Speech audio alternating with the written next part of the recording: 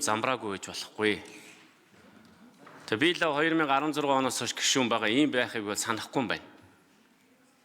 Энэ төсвийн тогтвортой байдлын зүйл билүү? Хүн байна уу? Энэ юу гэж үтсэн юм?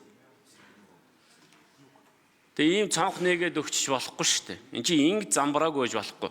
Цогтгэрэл гишүүн тэр юу завсралга авахтаа хэлж ирсэн санаатаа би яг адилхан саналтай байгаа. Ийм байж болохгүй. Энэ хэдэн онд ингэж нээж өгсөн юм мэдэхгүй. Гэхдээ ийм байж болохгүй. Би энийг бол эсэргүүцэж байгаа. Өөдөр доторх төсөл мөслүүдийн бол чухал биштэй нь би бол ярьсангүй. Тэр төсвийн доктортой байдлын зүйл юу гэж үтсэн гэдгийг би хариулт авмаар байна. Хоёрдугаарт энэ хилцүүлгийн явцлын хөгжлийн банктай холбоотой юм орсон юм уу, ороогүй юм уу? Эсвэл анх хуулийн санал дээр байсан юм уу? Тэгээд төсвийн доктортой байдлын зөвлөл биш энэ хөгжлийн банктай холбоотой зүйл заалтуудыг зөв хилцүүлгийн явцад нэмсэн юм уу? Эсвэл өргөн баригдахтай байсан юм уу? За би 3-дугаарт нэг жоохон далаацтай асуулт асууя. Энэ их зээлүүдэд төлөх чадвар Монгол улсад байгаа юу? Байгаа юу өнөөдөр?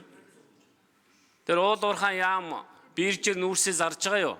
Мөнгө олж байгаа юу? Энэ одоо олсон мөнгөөрөө зээлээ төлнө шүү дээ. Надад бол наривтчилсан тоонууд байна л да. Тэр энэ чинь эдийн засгтай холбоотой төсөв мөнгөтэй холбоотой маш том асуудал. Тэгээ энэ төсвийн энэ хязгаар мязгаарыг чинь нэг санамсаргүй тавьчихаагүй шүү дээ. Энэ чинь маш тийм өндөр ач холбогдолтой учраас зарлагын дээд хязгаар гэдгийг тавьж байгаа шүү дээ. Тэгээ энэ нь хамаарахгүй тэр нь хамаатай энэ гэж ийм дураараа ашиглаж болохгүй бах. Би ингэж ашиглаж ирснийг санахгүй байна.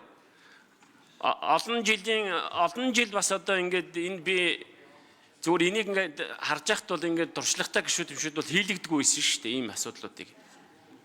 Өргөн бариулдагчгүй байсан.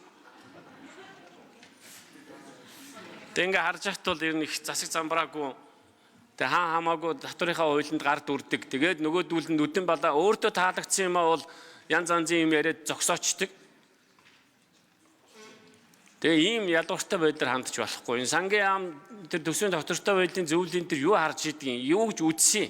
Зөв гэж үзсэн юм уу, үгүй гэж үзсэн юм уу? Тэгээ энэ хөгжлийн банктай холбоотой заалтаар яг яах гэж байгаа юм?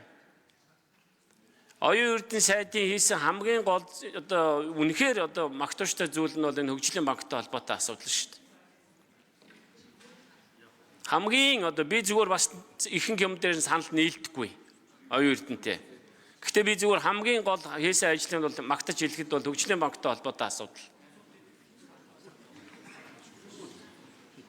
Хөгжлийн банкыг зэгцэлсэн. Өрүүдийн төлөвлөсөн. Хийлсэн. Тийм хөгжлийн зээлүүдийн төлөвлөсөн. Хөгжлийн банкыг зэгцэрсэн. Тийм учраас би бол ийм одоо энэ заалтаар энэгээр яах гэж байгаа юу урсгуулах гэж байгаа юм. Энд чи одоо буцаад энэ заалт чинь нэг би уншаа сууж ин л дээ энэ заалтыг оруулсан заалтыг. Тэг сайхан үхтэл юм байна л да. Анх хөгжлийн банк чинь маш сайхан үхтэй маш сайхан санаатай гарсан. Тэгээд бүгд завхарсан шүү дээ. За асуултанд хариулт аваад. За төсвийн байнгын ороо энэ төсөвтэй холбоотой асуудал ярьж байна. Энэ бол төсвийн байнгын ороогоор орсон асуудал. Тийм болохоос мэргэжлийн байнгын хороо хариулах ёстой. Дээрээс нь мөн төсвийн байнгын хорооноос ажлын хэсэгт ямар хүмүүс оруулахгүй бас зохицуултыг хийж байгаа. Төсвийн доктортой байдлын зөвлөөс оруулах ёстой байсан уу байгаагүй юу? Тэр Монгол банкнаас бас холбогд галбан тушаалтад ирсэн байна. Цогтбаатар гишүүн дэд ерөнхийлөгч нэрх ёстой гэж байна. Энэ дээр та бүхэн бас тайлбар хий. Араас нь дамжны сайд асуултанд хариулт бэлдэж байгаа. За Наранбаатар гишүүн тэгээд ажлын хэсгээс нэмж хариулна шүү. За төсвийн байнгын орон дарга Наранбаатар. За хуулийн төсөлтэй холбогдуулаад төсвийн байнгын хорооноос төсвийн доктортой байдлын зөвлөлд албан бичиг явуулсан. Тэгээ энэ хуулийн төсөлтэй холбогдуулаад та бүхэнд үнэлт гаргаж өгөөч гэсэн утгатай албан бичиг явуулаад за мөн одоо хариу ирсэ. Тэгээ хариуг нь одоо гишүүдэд бүгдээрэнд нь хувлаад цаасаар ингээд хараагаад өгцсөн. Тэгээ шаардлагатай бол дахиад одоо төсвийн за ер нь бол төсвийн одоо хууль, төсвийн доктортой байдлын хуулийн тусгай шаардлагуудыг бол зөрчиж байна гэдэг л ийм л одоо зүйлүүдийг утгатай хариу ирсэн. Тэрийг би сонсох гэдэг байна шүү дээ. Хариуг нь бол ойлгохгүй. Төсвийн доктортой байдлын зөвлөөс хүн байгаа юу? Бид хамгийн чухал байгуулагч тийм одоо энэ чинь төсвөө хэмжээдэг. За. Ер нь зөвшөөрөхгүй байхад чинь тэгээд За ажлын хэсгээс нэмээ хариулчих. Доктортой байдлын зөвлөлөөс тэр нь зөвшөөрөхгүй байх чинь тэгээд хууль зөрчил хилцээ сууж идэг байж болохгүй шүү дээ.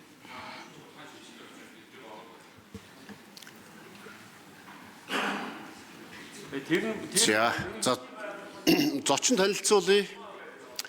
Улсын их хурлын гишүүн Дамбын Батловтын урилгаар Орхон аймгийн Баян Өндөр сумын ерөнхий боловсролын сургуулийн 8 дугаар сургуулийн 12-ын Г ангийн багш сурагчид улсын их хурлын үйл ажиллагаа төрийн ордонтой танилцж байна. Та бүхэнд улсын их хурлынхаа нийт гишүүдийн нэрийн өмнөөс удахгүй болгож байгаа эсэлтийн шалгалтанд амжилтаа сайн бэлдэж хүссэн сургуультай хүссэн мэргэжлэрээр суралцаж улс их орондоо хэрэгтэй хүн болоорой гэж хүсээрээ. За манай Батлууд гишүүн маань өөрөө тэнд зогсож байна. Бас Батлууд гишүүний маань Бакху улсын 10-ын Г ангийн сурагч юм байна. Хос баяртай бас Батлууд гишүүний хүүд бас 12-ын Г. Хос баяр аавтайгаа зогсож байгаа шүү тийм ээ.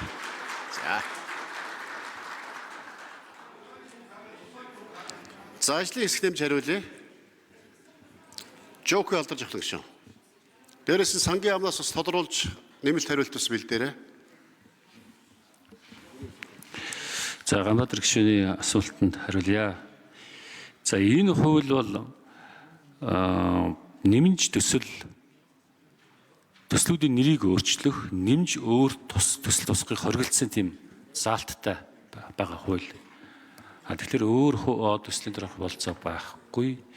За төсөвт бол угаасаа манайхан мэдж байгаа ш төсвийн ачаал хэтэрсэн гадаад зээлийнхээ ашиглалтыг ашиглаж чадахгүй 13.5 их найт төрийн гадаад зээлийн хүүг бид нар өнөөдөр хий дими төлөөд явж байгаа. Тийм учраас гарцаагүй энэ хуулийг гаргаж гадаад зээлийн ашиглалтыг өндөр түвшинд аваачихгүй бол энэ хоёр нөгөө яриад байгаа газрын тасны төсөл энэ Эрдэнэ бүрэнгийн станцын төсөл хоёр маань сунаад 32 он руу явах гээд байгаа юм. Одоогийн төсвийн харилцаагаар батлагдсан төсвийн харилцаагаар 1.2 их найт төгрөг гадаад зээлийн ашиглалтаас төсөвт туссан. За энэ үр дүнгээр явах.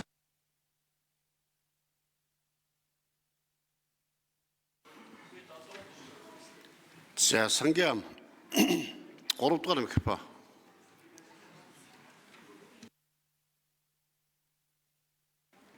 Ганбаатар гишүүний асуултанд хариулъя. Сангийн амдлага жаргал.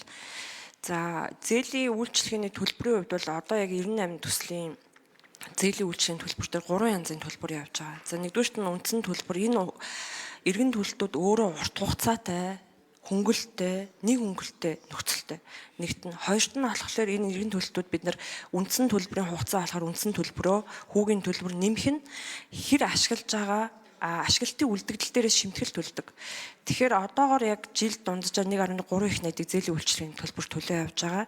За яг засгийн газрын үрд нийтдээ гадаад зээлийн хул 23 их найд байгаа. Тэгэхээр энэ төслүүд маань өөрөө яг их хурлаар батлагдсан хугацаанд за дээрэс нь бусад улс орнууд яг энэ төсвийн дүрмээсээ томоохон яг үндэсний томоохон төслүүдийг хэрэгжүүлэхдээ тусад нь яг хууль гаргасан улс орнууд байгаа. Сингапур, Герман гэд.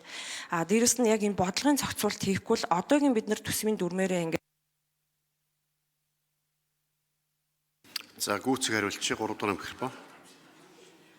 Одоогийн төсвийн дүрмээр яхан бол нэгдүгээрт яг энэ хөрөнгө оруулалтын төсөл бол хамгийн чухал ач холбогдол нь төлөвсөн хугацаанд ашиглалтанд орж иж нийгмийн эдийн засгийнхаа асуудлыг шийдэж, нийгмийн эдийн засгийн хэрэгцээг хангах байдаг.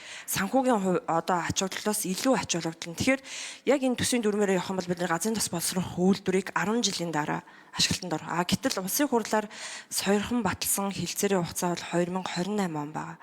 Тэгэхээр бусад улс орнууд ч гэсэн яг энэ тусдан томоохон төслүүдээр зохицуулт хийдэг. Нэгэнд одоо бид нар энэ ихсэн төслүүдээ зайлшгүй юм бодлогын зохицуулт хийхгүй л өнөөдөр нийгмийнхаа асуудал за тэгээд бусад одоо энэ эдийн засгийн асуудлуудаа шийдэхэд бол маш хүндрэлтэй байдал бий болж байгаа. Нөгөө талдаа энэ их усрууд газрын тос гэхэд 175%, Эрдэнэ бүрэн 2% хүүтэй.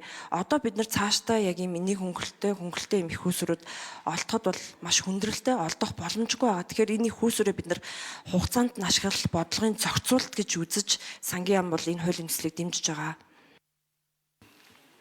За, Жамбулын Ганбаатар гишүүн тодруулж асууя. За нэгдүгээр төсвийн доктортой байдлын зөвлөл дэмжээгүй. Энэ бол чухал асуудал шүү. Чи мэрэгжлийн хүмүүс байгаа шүү. Хоёрдугаарт энэ төслийг ойлгож байгаа. Гэхдээ энэ хаалгаар чинь дараа нь олон ийм байдалтай хууль орж ирнэ шүү дээ. Зүгээр энэ л чухал. Дараа нь дахиад нэг хоёр төсөл яриад энэ хаалгаар чи ороод ирнэ. Гэхдээ ихгүй юу? Нийгмийн эдийн засгийн маш чухал төсөл одоо энэ хязгаарт хамаарахгүй гэдэг дахиад ороод ирнэ. Тэгэхээр заа гэж зогсож байгаас өөр арга байхгүй. Тэгвэл ямар ч наад төсөвчин хэд задарна гэсэн үг. Яг тэр нэг 10 хэдэн онд нэг замбраагүй байсантай адилхан болно гэсэн үг. Тийм байхгүй гэж наад хязгаарыг чинь тавьсан байгаа шүү дээ. Та нар сайн мэдж байгаа тэрийг. Тэгээ энэ хөгжлийн банктай холбоотой асуулт яагаад хариулахгүй юм бэ? Хариул та.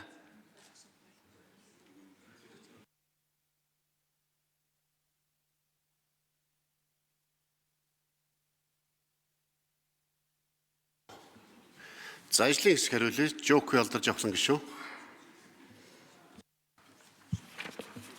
За ажлын хэсэг дээр энэ санал анх гарсан юм аа. Ер нь одоо хөгжлийн банкыг цаашдаа энэ гадаадын зээл ашиглалтыг хариуцаад явах нь зүйтэй гэсэн саналууд их хурлын гишүүдийн төвчөнд яригдсан. Тийм учраас одоо ажлын хэсэг дээр энэ анх санал гарсан. Гэхдээ нэлээд одоо бас зөөлж ерөнхий байдлаар энэ саналыг оруулсан боловч байнгын хороонд дэмжигдээгүй. Тэгээ дэмжигдээгүй саналыг одоо энэ тайлбарлаад сууж явах бол шаардлагагүй хаа.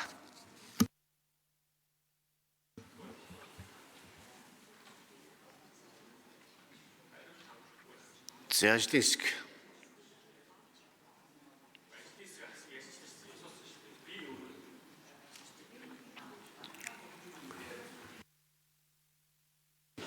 Тийм үү. За, Жамбулын Ганбаатар гишүүн тодруулж асууя. Дарга анхааралтай байгаарай. За. Энэ хуулийг төсвийн доктортой байдлын зөвлөл дэмжээгүй байхад нь одоо яагаад ингэ үргэлжлүүлээд хүчээр түрээд идэх юм? Тэгээд дээрэс нь би энэ төсөлтөөр холбоотой юм ярихгүй шүү дээ. Төсөл нь үнэхээр чухал уу гэдэг чухал гэдгийг ойлгож байна. Гэхдээ араас нь энэ чинь өчнөө олон төслүүд энэ хаалгаар чи орно. Ийм байдлаар шийдэхгүй байх гаргалгаа байгаа шүү дээ. Сангийн яамд өөрсдөө энэ гаргалгаагаа гаргаад ажлыг хийгээч тэгээд. Өмнө нь бас иймэрхүү байдлуудтай холбоотой юм зөндөл яригддаг л байсан л та. Өнөөдөр анх яригдж байгаа юм биш. Тэгэхээр тэр болгонд нь яам, сангийн яам учраа олол явдаг л байсан юм да. Тэгэл заавал их хурл руу оруулж ирээл. Нэг анхаарах хэрэгтэй дээ бямцагт дарга. За, санал хэллээ, баярлалаа. За, санал хэллээ.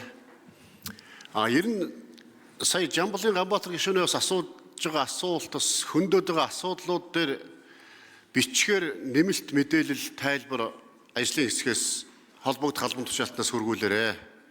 Энийг төсвийн байнгын орон ажлын алба зохион байгуулаарай. Цэрэн Пилийн Даваасран гишүүн.